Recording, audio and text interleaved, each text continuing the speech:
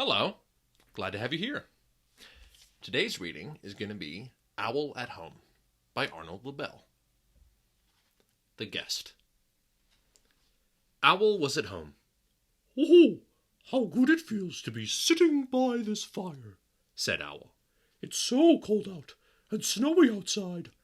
Owl was eating buttered toast and hot pea soup for supper. Owl heard a loud sound at the front door. Who is out there banging and pounding at my door on a night like this?" he said. Owl opened the door. No one was there, only the snow and the wind. Owl sat near the fire again. There was another loud sound at the door. Who can it be?" said Owl. "Knocking and thumping at my door on a night like this." Owl opened the door. No one was there, only the snow and the cold. "The poor winter is knocking at my door," said Owl. Perhaps it wants to sit by the fire. Well, I will be kind and let the winter come in." Owl opened the door very wide. "Come in, winter," said Owl. "Come in and warm yourself for a while." Winter came into the house. It came in very fast. A cold wind pushed Owl against the wall. Winter ran around the room. It blew out the fire in the fireplace.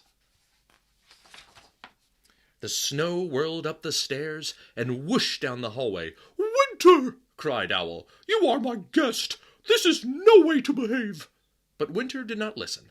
It made the window shades flap and shiver. It turned the pea soup into hard green ice.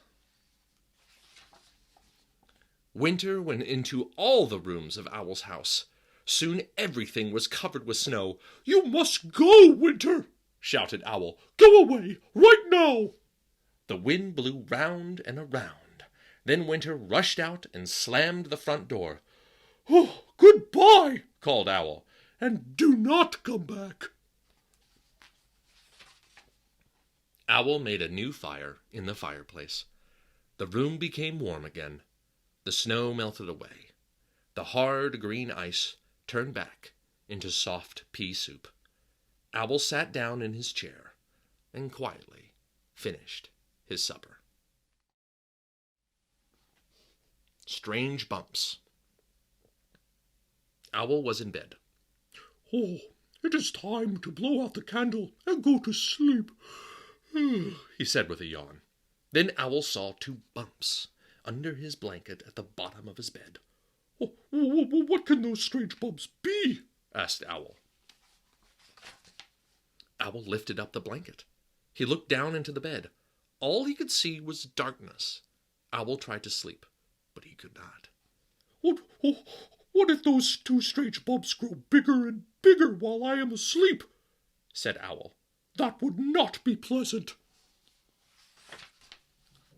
Owl moved his right foot up and down.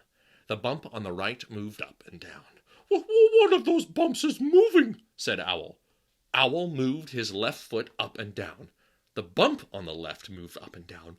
"The other bump is moving," cried Owl. Owl pulled all of the covers off of his bed. The bumps were gone. All Owl could see at the bottom of the bed were his own 2 feet.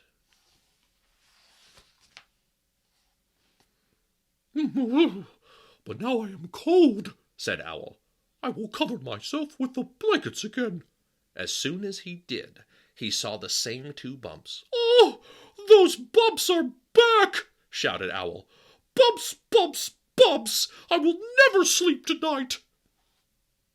Owl jumped up and down on top of his bed. "Where are you? What are you?" he cried. With a crash and a bang, the bed came falling down. Owl ran down the stairs. He sat in his chair near the fire. "Oh, I will let those 2 strange bumps sit on my bed all by themselves," said Owl. "Let them grow as big as they wish. I will sleep right here where I am safe." And that is what he did. Tear water tea. Owl took the kettle out of the cupboard. "Tonight Oh, I will make tear-water tea, he said. He put the kettle on his lap. Now, said Owl. I will begin. Owl sat very still. He began to think of the things that were sad. Chairs with broken legs, said Owl. His eyes began to water. Songs that cannot be sung, said Owl, because the words have been forgotten. Owl began to cry. A large tear rolled down and dropped into the kettle. Spoons that have fallen behind the stove and are never seen again, said Owl. More tears dropped down into the kettle. Books that cannot be read, said Owl, because some of the pages have been torn out. Clocks that have stopped, said Owl, with no one near to wind them up. Owl was crying. Many large tears dropped into the kettle. Mornings nobody saw, because everybody was sleeping, sobbed Owl. Mashed potatoes left on a plate, he cried, because no one wanted to eat them, and pencils that are too short to use. Owl thought about many other sad things. He cried and cried. Soon the kettle was all filled up with tears. There, said Owl. That does it. Owl stopped crying. He put the kettle on the stove to boil for tea.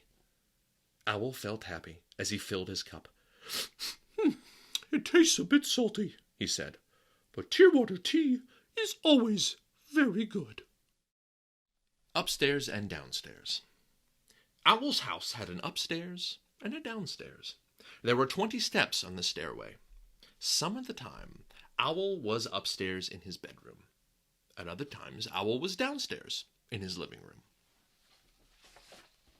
When Owl was downstairs, he said, Oh, I wonder how my upstairs is. When Owl was upstairs, he said, Oh, I wonder how my downstairs is getting along. I am always missing one place or the other. Oh, there must be a way, said Owl, to be upstairs and to be downstairs at the same time. Perhaps if I run very, very fast, I could be in both places at once. Owl ran up the stairs. I am up, he said. Owl ran down the stairs. I am down, he said. Owl ran up and down the stairs, faster and faster. Owl, he cried. Are you downstairs? There was no answer. No, said Owl. I am not downstairs because I am upstairs. I am not running fast enough. Owl, he shouted. Are you upstairs? There was no answer. No, said Owl. I am not upstairs because I am downstairs. Oh, I must run even faster. Faster, faster, faster, cried Owl. Owl ran upstairs and downstairs all evening, but he could not be in both places at once.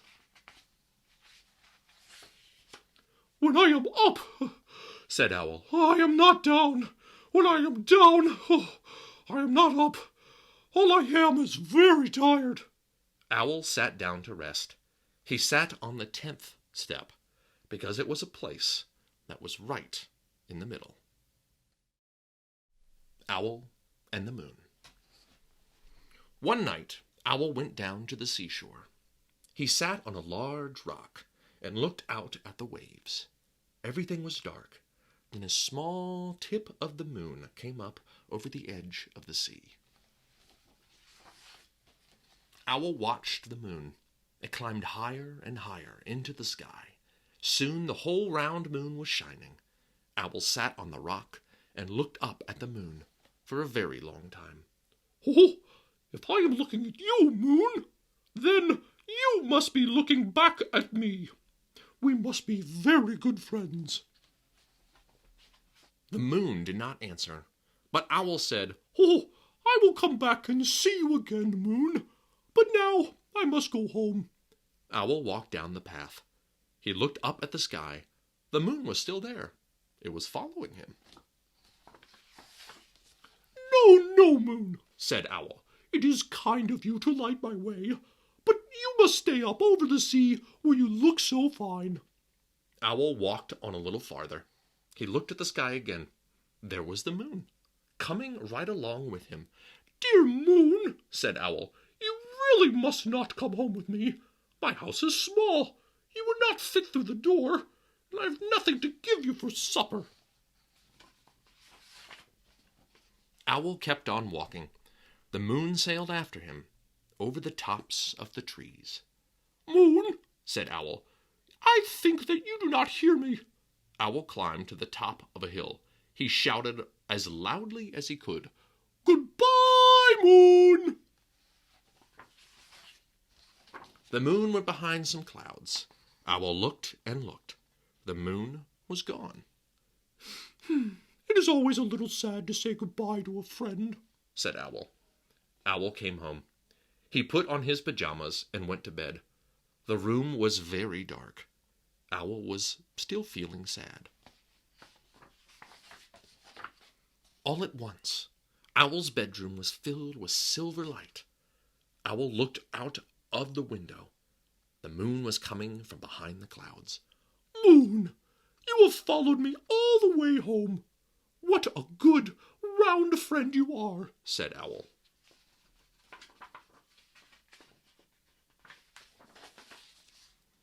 Then Owl put his head on the pillow and closed his eyes. The moon was shining down through the window. Owl did not feel sad at all. The end. This is Owl at Home by Arnold Lobel. See you guys tomorrow.